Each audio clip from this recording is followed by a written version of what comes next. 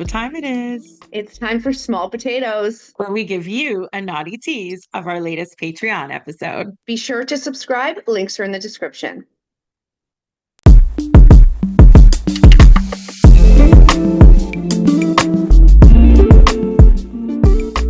Hey guys, guess what time it is? It's time for Small Potatoes. Where we give you a naughty tease of our latest Patreon episode. Be sure to subscribe. Links are in the description.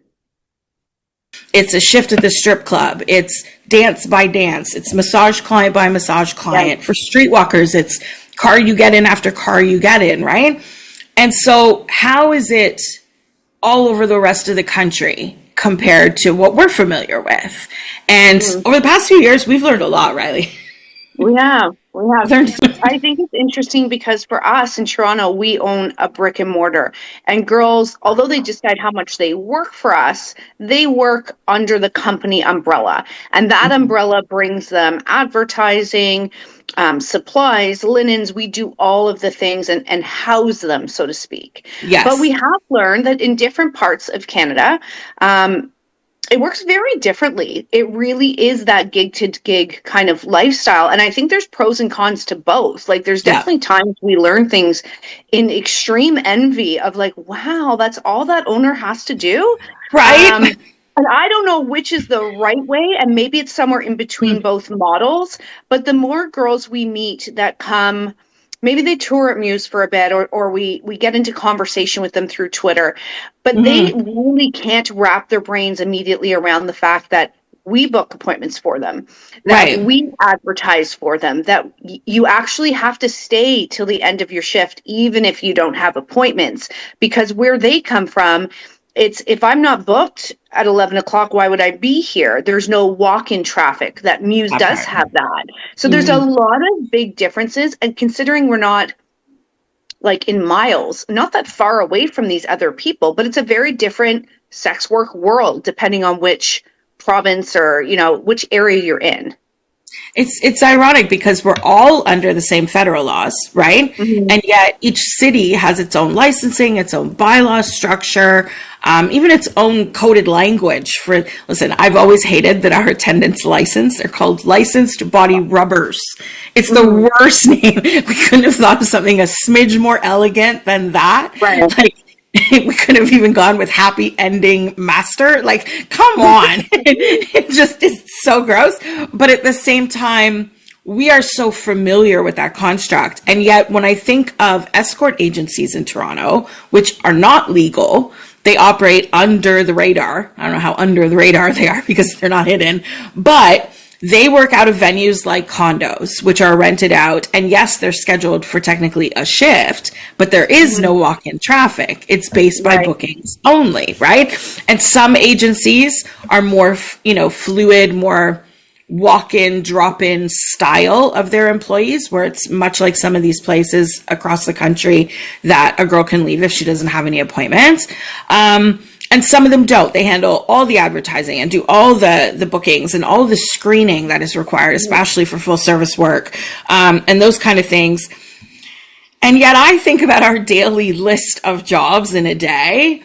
And if we were to ever switch to this DoorDash lifestyle as a business model, not only would it completely change how we operate, our lives will feel like retirees because suddenly we're like, what do we do today?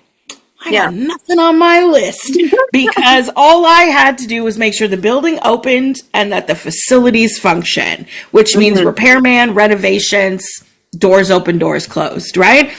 Meanwhile, we battle with censorship, social media. We are banned from advertising according to federal law. So we do other things. We hire a team of 8 managers that operate front desk. They're not just secretaries or receptionists. They're required for all of the daily flow. They're required for all of the greeting, for the collection of money, for the placement of clients in rooms, to make sure staff are where they're supposed to be, and dealing with on-site repairs or anything immediate that might come up, whether it's calling repairmen or fixing it themselves. We've got some handy managers. But it's all of those responsibilities would be no longer if suddenly it worked more like a private club or an escort agency or even like a more fluid strip club. And it would take the whole of Toronto, I'm sure, to make that shift. If it ever were to, this is not in our plans, but Muse would be the first anyway, because we love to change the game, right? But it would be one of those things that once we do it, other people do it, because now everyone else would realize, oh, wait, I don't need advertising expenses. These girls all place ads themselves. They screen and book all themselves. I don't have to spend salaries on 8 managers. The money income difference, the daily guilt. It just came to me, think even about a photo shoot. Like, we find and hire a photographer, which isn't always easy because you really have to look at their body of work and like the style of photography, etc. Yep. Then we book the shoots. Then we select photos. Then he edits. We post them on our website via our web guy. Like, just a photo shoot in itself has many layers and responsibility for us, which I'm not complaining about. We love, and cost. But these girls in different parts of Canada, I imagine, I have not had this conversation, they book their own shoots. They like said photographer. They hire them. They advertise themselves with those photos or send them to their club and say, can you promote me that I'm going to be here on whatever night?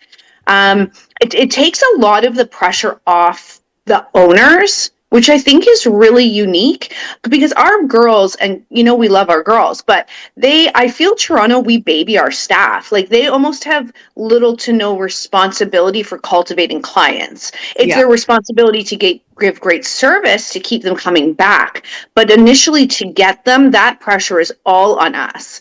Yeah. And I think it's really interesting to think that, just a few miles away, things work very differently. Absolutely. And it's that dick in the door pressure. That's our expression for it, guys. No offense. Dick in the door is a real thing. And that's what we do. It is a real pressure. And especially with a changing world, changing political scenes at all given times. It was a big overhaul in 2014 when the federal laws here changed. For a few months there, nobody knew what to do because it was a brand new construct. Can we, can't we? Are we, aren't we? Like, what is legal, what is not anymore, considering every city's bylaws contrasted with what the new federal laws were. Like, it literally sent everyone into a tailspin.